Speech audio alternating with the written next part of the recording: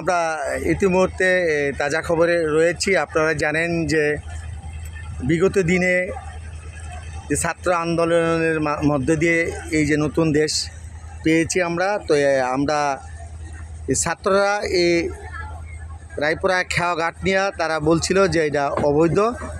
তখন মানে এই যে টিটন যে ঘাট মালিক ঘাট ডেকে আনিয়েছে, উনি পরে ছাত্রদের আজকে কাগজপত্র দেখানোর পরে আজকে আবার গার্ডের যে ইজারাদার উনি, তো আজকে গার্ড চালু হয়েছে। তো আজকে উনি থেকে আমরা জানবো যে আসলে ঘটনাটা কী হয়েছিল। টিটন ভাই, ঘটনাটা কী হয়েছিল একটু বলতে চাই। কি জিনিসটা অনেকে মানুষ ছাত্ররা বলছে, ছাত্রতে তো আসলে জানে না তারা এই ব্যাপারটি কিছু মনে করছে এটা অবৈধভাবে এরা ভাড়া আদায় করছে, এটা কিন্তু ডাক্তার এটা চাঁদাবাজি। পরে ঠিক আছে, পরে আমি ছাত্ররা বলছি ভাই ঠিক আছে, আমার যদি চাঁদাবাজি হতো আমার তো বৈধতা কাগজ আছে, আপনি কাগজ দেখেন।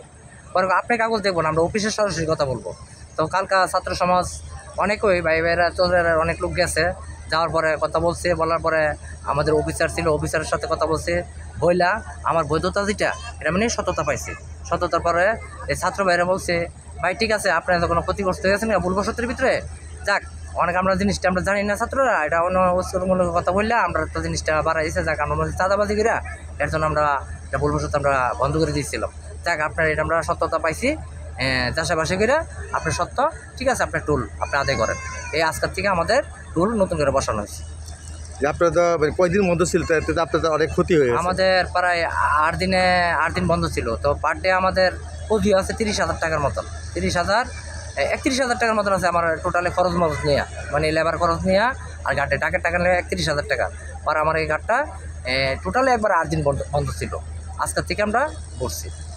এখন আপনাদের যে অফিসার যে এটা যে ডাক আনছেন তাদের সাথে বলেন না যে 8 দিন যে এই ক্ষতিটা আপনি কীভাবে পোষায় নিবেন? এটা আমরাও বলছি, ছাত্র ভাইরাও মানে এটা অনেক রিকোয়েস্ট করছে, দেখেন তারা গরিব মানুষ, তারা তো গাড়টা নিছে, তারা তো অনেক ক্ষতিগ্রস্ত হয়েছে, আপনারা তারা কি একটা সহযোগিতা করতে পারেন, একটু চেষ্টা করবেন।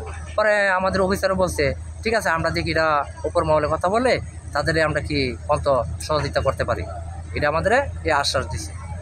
এখন তার কোনো ঝামেলা নাই না, এখন আল্লাহ মাল্লাহ কিছু ঝামেলা নাই। নৌকা ভাড়া নিয়ে যে ছাত্ররা যে বিষয়টা নিয়ে কথা বলছিল, নৌকা পারাপার বিষয়টা কত টাকা আপনাদের ধার্য করছেন? আমাদের নৌকা ভাড়াটা টুল ভাড়াটা 5 টাকা, নৌকা ভাড়াটা 5 টাকা টুল মানে নির্ধারিত করেছে। ছাত্র ভাইরা সবাই বলেছে ভাই আপনার 10 টাকার মধ্যে সমাবেশ করে আপনারা নৌকা যারা আছে তারা 5 টাকা নেবে, আর আপনার টুল যখন 5 টাকা পাইছি আমরা, আপনার টুলে 5 টাকা আদায় করবেন। আর বালুকান্দির যে ব্যাপারটা, এই বালুকান্দির যে নৌকার যে ব্যাপারটা, এটা টুল ভাড়া 5 টাকা, আর আপনার নৌকা ভাড়া আছে আগে ছিল 25 টাকা, এখন মানে ছাত্র ভাড়া আবেদন করছে এটা 20 টাকা করছে। পাড়াতলির থেকে পান্তশালা যে নৌকাটি চলে এটি 20 টাকা করে দিছে, মানে 5 টাকা করে কমাই দিচ্ছে। আমরা এই যে আজকে বালুকান্দির যে এই যে খাওয়া পার যে 25 টাকা রেট ছিল, এটা এখন 25 টাকা নামিয়ে করা হচ্ছে 20 টাকা। আর পান্তশালা এবং সায়দাবাদ ফেরিঘাট বা পান্তশালার যে ঘাট আছে যেটা ছিল 10 টাকা, এটা করা হয়েছে 5 টাকা।